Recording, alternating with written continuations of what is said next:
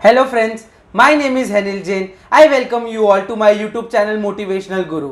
मैं आप सबका मेरे YouTube चैनल मोटिवेशनल गुरु पर हार्दिक स्वागत करता हूँ। हम लेके आए एक फ्रेश न्यू एपिसोड, एक पावरफुल डोज ऑफ मोटिवेशन, जो ऐसा मोटिवेशन होगा जिसमें संगीत होगा, कवि होंगे, बहुत सारे डायलॉग्स होंगे, बहुत कुछ सीखने को होगा। आज एक ऐसे शख्सियत को मैं बुला रहा हूँ जो एक मंच संचालक है, जो एक कवि भी है, जो एक संगीतकार भी है। उनका परिचय मैं नहीं दे सकता, उनके परिचय में ही बहुत कुछ सीखने को है। सो उनके लिए तो मैं एक ही चीज़ कहना चाहूँगा कि हाँ, जंग हथियारों पर लगता है, जंग हथियारों पर लगता है, लेकिन इरादों पर नहीं। और हाँ, जो शख्सियत आ रहे हैं उनके इरादे ही इतने मजबूत है कि उनसे हमें बहुत कुछ सीखने मिलेगा। सो गाइस, ये मोटिवेशन का डोज आपके लिए ज़रूर हेल्पफुल होगा। आपको मेरा काम पसंद आ रहा हो तो मेरे YouTube चैनल मोटिवेशनल गुरु को सब्सक्राइब कीजिए, बेल आइकन को दबाइए ताकि आपको मेरे वीडियोस के नोटिफिकेशन मिलता रहेगा। और हाँ, आपको अगर वीडियो अच्छा लगे तो लाइक कीजिए, कमेंट कीजिए और आपके थॉट्स मेरे साथ शेयर कीजिए। तो चलिए शुरू।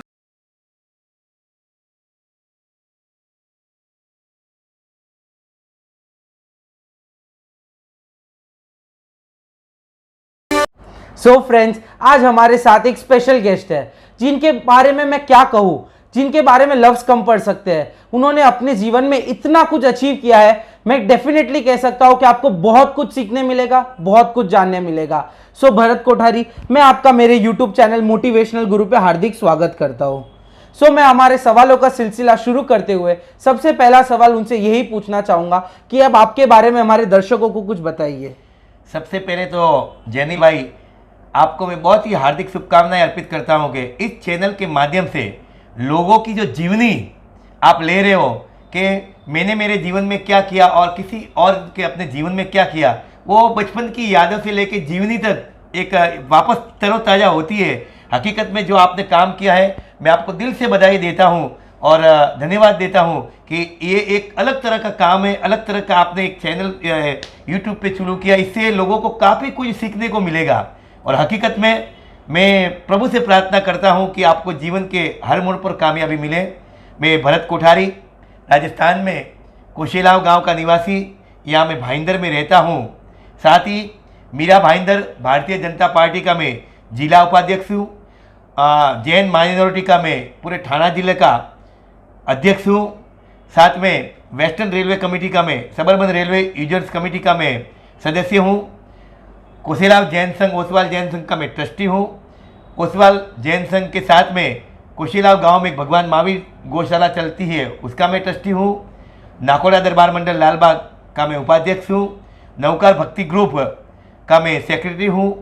साथ में सेवा कला साहित्य और संस्कृति का त्रिवेणी संगम एक बहुत ही बड़ी संस्था है जिसका मैं सेक्रेटरी हूँ। 121 वर्ष पुरानी चारों संप्रदाय की एक ही मात्र संस्था जो देश में नहीं विदेशों में भी कार्यरत है, ऐसे भारत जैन महामंडल मीरा भाईंदर का मैं अध्यक्ष हूँ। और साथ में अनगिनत संस्थाओं से जुड़ा हूँ। बस जीवन का एक ही मकसद है कि जीवन में अच्छे से अच्छे काम हो। सो दोस्तों, इनके बारे में आपने तो सुना ही होगा, लफ्ज कम पड़ सकते हैं इनकी अचीवमेंट्स को सुनते हुए। इन्होंने जो हासिल किया है वो बहुत लोग बहुत सारे जीवनों में भी हासिल ना कर सके। सो इसी शुभकामनाओं के साथ कि आप ऐसे ही आगे बढ़ते रहे, मैं हमारे सवालों का सिलसिला आगे बढ़ाता हूँ और आपको से दूसरा सवाल पूछता हूँ कि आप आपके जीवन के बारे में हमारे दर्शकों को बताइए कि आपका बचपन से लेके आप ये पोजीशन तक कैसे पहुँचे हैं, उसके बारे में हमारे दर्शकों को बताइए। मेरा जीवन बहुत ही बड़ा कठिनाइयों से भरा पड़ा था। मात्र 3.5 वर्ष की उम्र में मेरे ऊपर मेरे पिताजी का साया उठ चुका था। मेरी दोनों बहनें और मेरा एक छोटा भाई तो मात्र जब मेरे पिताजी का साया मेरे ऊपर से उठ चुका था, मेरे भाई के ऊपर से उठ चुका था, तो मात्र 7 दिन का था।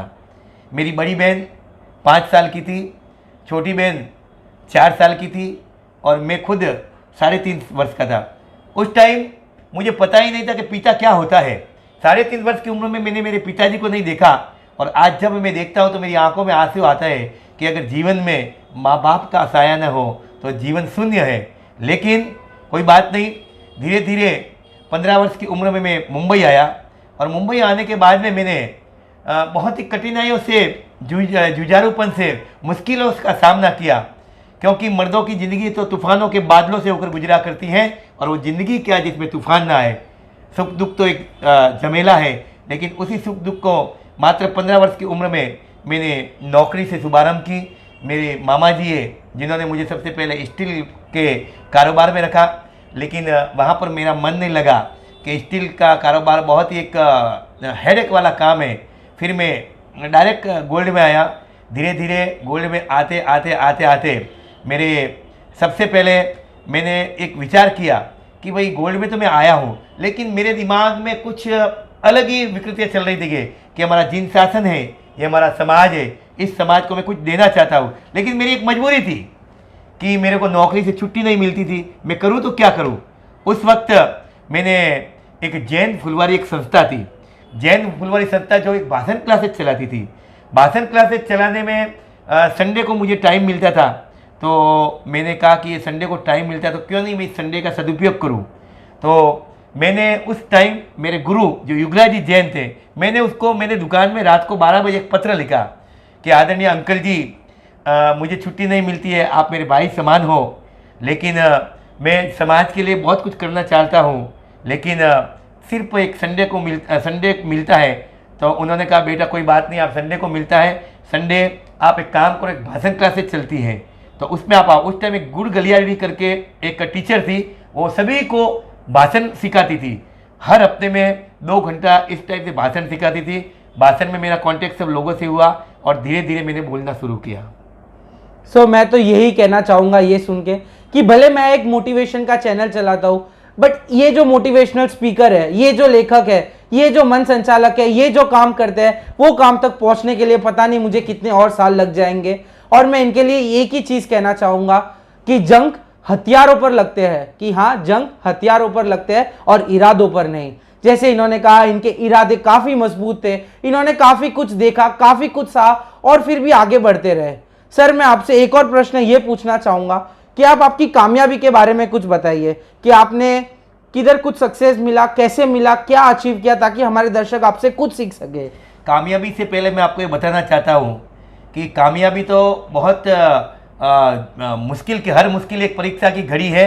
किस्मत उसी से जूझने पर अड़ी है, जूझ तू जी जान लगा कर, जूझने पर मिलेगी कामयाबी, अगर ना मिली कामयाबी तो भी जूझना किस्मत के लिए बात बहुत बड़ी है। मैंने मेरे नसीब पे छोड़ दिया कि कामयाब मुझे कुछ हासिल करना है, समाज में कुछ हासिल करना है और सब जगह जिन शासन का नाम करना है, मेरे माता पिता का नाम करना है। तो मैंने बस एक मन में एक दृढ़ संकल्प लिया कि कैसे ही करके बस कुछ ना कुछ करना है, मुझे कुछ ना कुछ बनना है। लेकिन उसके पहले जब ये घटना हुई, उसके पहले आपको एक घटना बताता हूँ। मेरे को राजस्थान की घटना याद आती है कि एक टाइम बारिश बहुत हो रही थी राजस्थान में, और उस बारिश में एक गाँव में एक तालाब होता था और तालाब के बीच में कुआं होता था, कुआं। तो हम लोग दोस्त मजाक मजाक में वहाँ पर नहाने गए। नहाते नहाते मैं उस कुएं में डूब गया हकीकत में। तो मैंने क्या किया कि मेरे एक दोस्त, मैंने उसकी टांग पकड़ ली, टांग पकड़ के वो कहीं मैं डूब नहीं जाऊँ। धीरे धीरे उससे मैं बाहर आया। उस दिन से मुझे लगा कि नहीं, जीवन बहुत अनमोल है, क्योंकि जीवन में अगर आगे बढ़ना है तो कुछ ना कुछ करना होगा।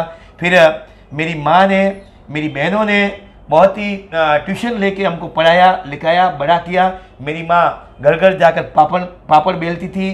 पुराने ज़माने में वो क्या बोलते, मेथी का भाड़ा लेकर जाती थी और घर घर में काम करके कैसे भी करके उस पैसे से हमारा गुजारा चलता था, क्योंकि पिताजी का साया बचपन से हट सका था और कमाने वाला कोई नहीं था। तो फिर माँ और मेरी बहनों ने बहुत पढ़ कर पढ़ा करके लोगों को पढ़ा करके ट्यूशन ले करके हमको बड़ा किया, पाला पोसा। और धीरे धीरे फिर मैं मुंबई आया।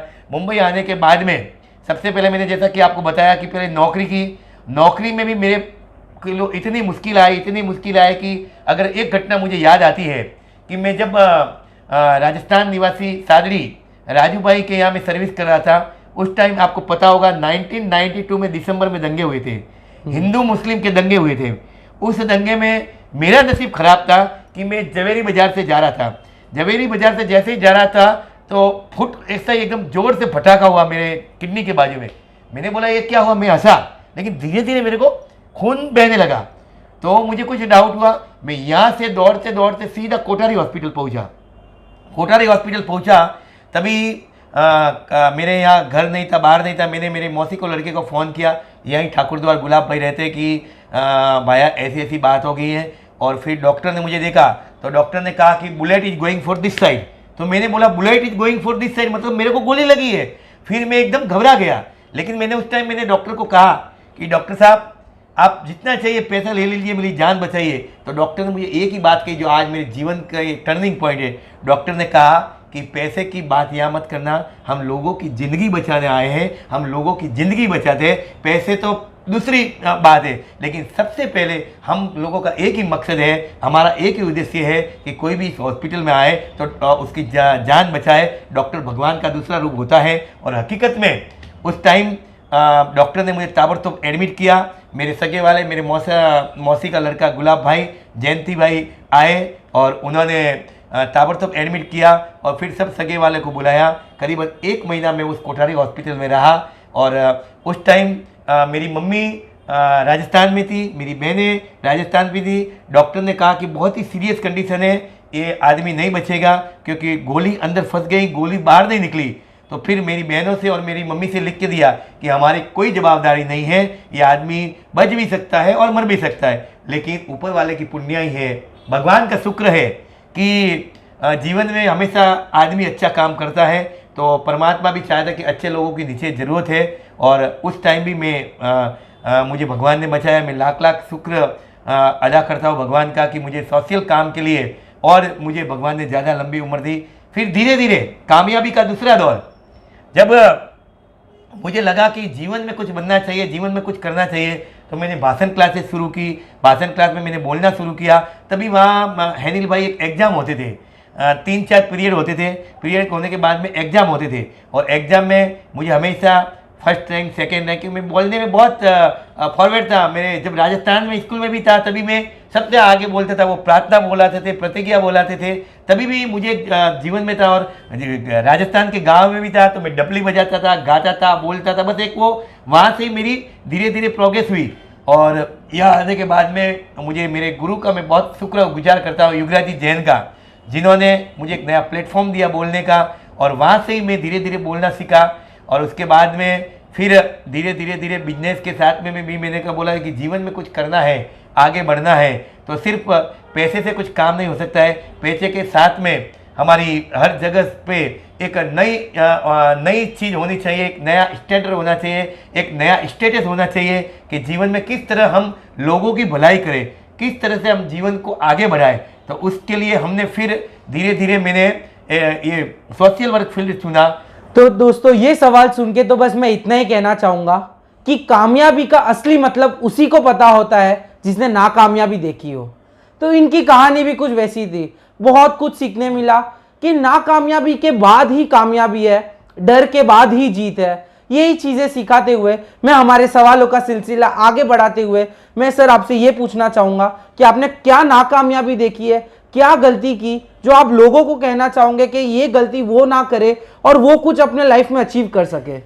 मैं सभी लोगों से को आग्रह करता हूँ कि जीवन में हमेशा ईमानदारी के पथ पर चले। जीवन में कभी भी कोई ऐसा गलत काम नहीं करे कि उससे हमारा समाज बदनाम हो, हमारा परिवार बदनाम हो। जीवन में अच्छे काम करते रहो। अगर आप अपने जीवन में अच्छे काम करते रहो तो 100% ऊपर वाले के घर में देर है, अंधेर नहीं है। क्योंकि स्वयं के वास्ते जीना कोई जीना नहीं होता है, और वह दिल ही क्या दिल है जिसमें दर्द का कोई कोना नहीं होता है। हमें तो हमारे माँ बाप ने सिखाया है, हमें तो भगवान महावीर ने कहा है, जियो खुद और जीने दो सबको। स्वयं के वास्ते जीना कोई जीना नहीं होता है, क्योंकि खुद के लिए तो सब जीते हैं, लेकिन औरों के लिए अगर हम जिएंगे तो निश्चित ही हमारा अगला भव भी सुधरेगा और हम भी सुधरेंगे। और इस हेतु में लोगों को यही कहूँगा कि आप भी जीवन में अच्छे काम करते रहो। आपके आसपास या आपके आजू बाजू में अगर कोई दुखी हो तो उनकी हेल्प कीजिए, हर क्षेत्र में उनकी हेल्प कीजिए। क्योंकि मैंने पहले ही कहा कि हम हमारे लिए तो सब कुछ करते हैं, औरों के लिए कुछ नहीं करते हैं, लेकिन सभी के लिए। क्योंकि गतिशील करो चरणों को, मंजिल पास नहीं है, काल चक्र गतिमान किसी का दास नहीं है। जीवन की हर सांस सार्थक कर डालो तुम, क्योंकि सांसों का पल भर में विश्वास नहीं है। आप ही देखिए अभी कोरोना काल आया और इस कोरोना काल में न जाने कितने लोग वो कुदरत के काल ने ग्रसित कर लिया। छोटे से लेकर बड़े तक आप और हम सोचते थे कभी जीवन में कि ये ऐसा दौर भी आएगा, करोड़पति हो, अरबपति हो या उससे भी ऊपर हो, धीरूभाई अंबानी हो, कोई भी हो, 1 महीने तक सभी ऐसा घर में रहे, नीचे तक नहीं उतरा।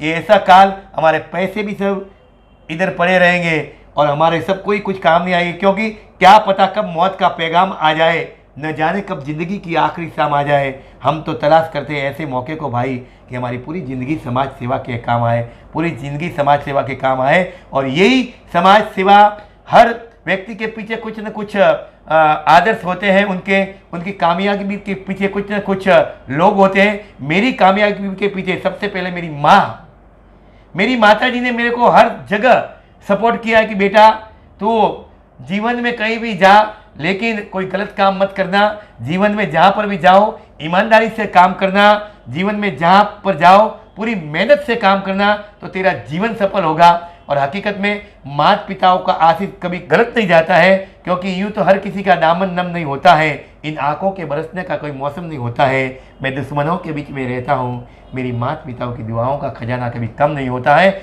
और ऐसे माता पिता के आशीष जिसने लिया वो जीवन में कभी असफल नहीं होता है। और मेरी कामयाबी के पीछे मेरी माता पिता, मेरे यार दोस्तों, जिन्होंने मुझे जीवन में हर पल मेरे को सहयोग किया। ये घटना मुझे याद आती है कि जब मैं चीरा बाजार से गुजर रहा था, मेरे हाथ में बहुत बड़ा बैग था और तब मैं इमिटेशन का, गोल्ड के साथ में इमिटेशन का भी काम कर रहा था।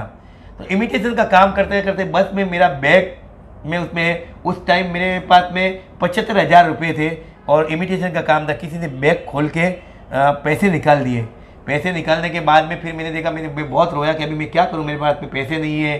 तो उस टाइम एक मेरी मौसी है ठाकुरद्वार वाली, उन्होंने मुझे हिम्मत दी कि मैं बैठा हूँ, और मेरे दोस्त थे चेंबूर वाले कांतीलाल जी, उन्होंने कहा कि आप हिम्मत मत हारना, ये लो पैसे कितने चाहिए। और उसी पैसों की बदौलत आज मेरा जीवन पूरा परिवर्तित हुआ है और भगवान की दया से आज मेरे पास सब कुछ है। और ये हकीकत है कि बस जीवन में अच्छे काम करते रहो, नेक काम करते रहो, ईमानदारी से काम करते रहो, आपका जीवन कभी व्यर्थ नहीं जाएगा। क्योंकि लोगों की भलाई, परोपकार, जिसने भी परोपकार किया, परोपकार लोगों की भलाई की, वो कभी गलत रास्ते पे नहीं जाता है, उनका हमेशा अच्छा होता है, उनको जीवन के हर मौके पर कामयाबी मिलती है। और कामयाबी के पीछे एक अच्छे व्यक्तियों का साथ, अच्छे व्यक्तियों का, माँ बाप का समर्पण, माँ बाप का आशीर्वाद, गुरुदेव का आशीर्वाद और यार दोस्तों का आशीर्वाद, यार दोस्तों का समर्पण, ये सब काम आता है। और मेरे भी यार दोस्त साथ में, मेरे सबसे परम मित्र, मैं 3 व्यक्तियों को श्रेय देना चाहूँगा। एक मेरे प्रदीप जी ढालावत,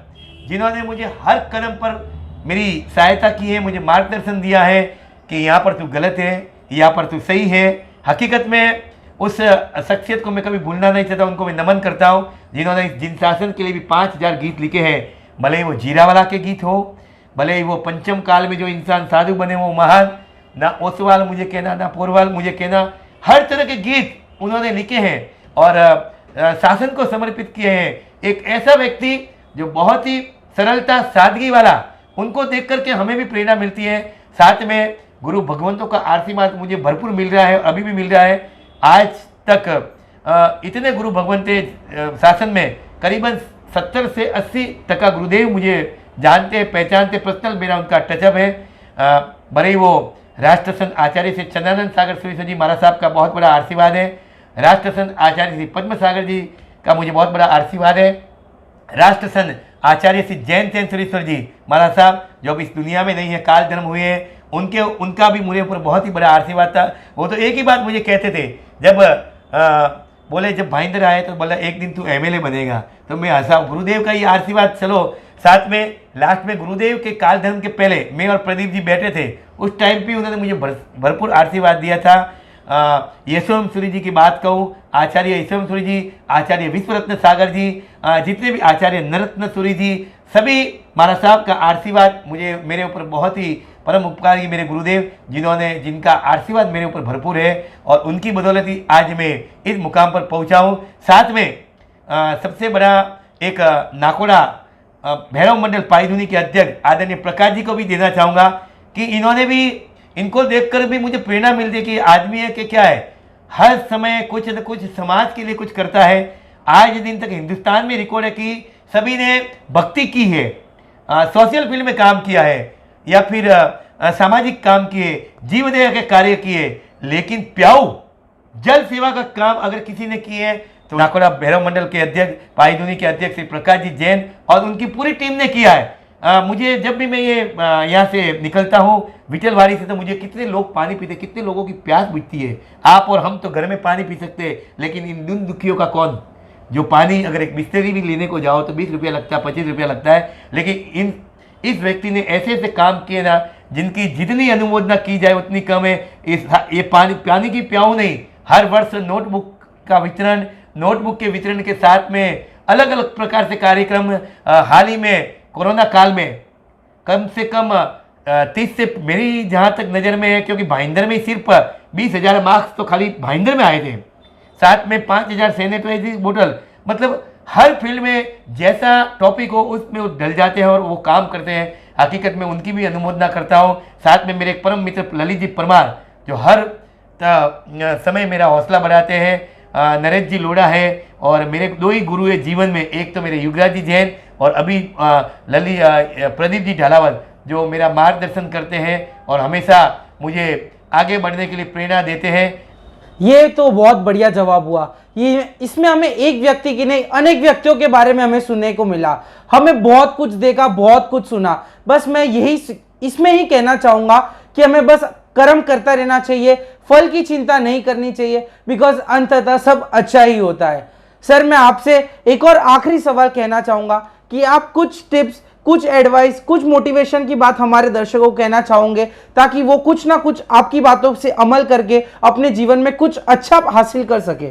मैं सभी दर्शकों को यही कहना चाहता हूँ कि जीवन में कामयाबी, लाइफ में कामयाबी सिर्फ 2-3 चीज़ों से ही मिल सकती है। एक, आप हमेशा दृढ़ मजबूती के साथ में आगे बढ़ते रहो, जीवन में कभी हिम्मत नहीं हारो।